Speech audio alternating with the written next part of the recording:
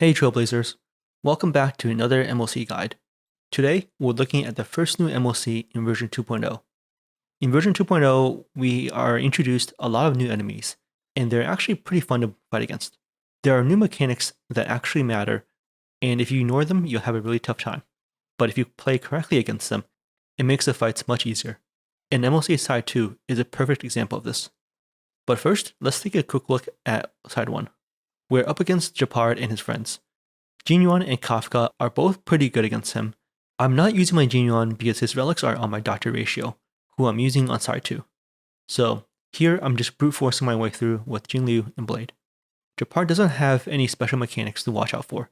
He's basically just a huge HP punching bag. He'll eat up a lot of your cycles just because he's so tanky, and it's basically a DPS check. Notice how in this fight I mostly target my Blade with my Bronya. That's because it's a long fight, and I need to manage my skill points. If I use Bronya on Jingliu, it would make me go to 0 very fast. So in the end, I got through this side by brute forcing it and finished it in 4 cycles. On Side 2, we're against a new boss, Memory Zone Meme, something onto Death.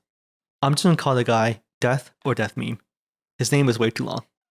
Wave 1 of the side is nothing special, but you should bring someone with a buff Dispel to this fight against Sanctus Medicus Lifesteal, and then later on against the meme boss himself, who has a big damage buff.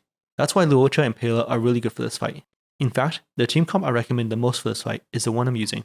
The core of the team comp is Doctor Ratio and Pela. Everyone has these two characters. You can use Ting Yun instead of Ruan if you don't have her.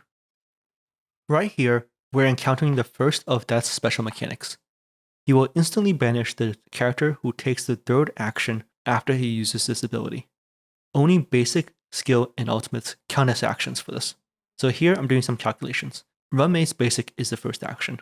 Her ult is going to be the second. So then whoever does something next gets banished. I want Pela to be the target, so I use Pela's ult as a third action, which triggers the banishment. You don't want to be careless and get your carry banished. Pela is such a good target because she doesn't need to do anything after she ults, so it doesn't hurt my team when she gets taken away. After a character is banished, you have to hit the side minion 5 times to get them free. Doctor Ratio is such a good carry for this fight because this is ultimately a single target fight. You want to break the boss or kill him as fast as possible to prevent him from doing more special attacks. In phase 2, Death has his second special mechanic. This time, he banishes 2 of your characters instead of 1, and the characters he targets are the first 2 characters to take an action. When he uses this ability, he also gives your entire team full energy. You can plan out exactly who he will target. Pela is the obvious choice for the same reasons as before. My second pick was Ruan because it felt too risky to let my healer get taken. So I used Ruan and Pela's ult to make sure that they're the targets. At this point, Death is really close to death, so I'm ignoring the minions and not bothering bringing back my supports. I just focus them down, and in the end, I clear Side 2 in 4 cycles. Although I think I missed a few crits, so I think I probably could have gotten it in 3. I like this new boss. It makes you have to use your brain a bit. Brute forcing everything with Jingliu gets boring after a while. Anyway, I have my build at the end of the video. Thanks for watching, and see you next time.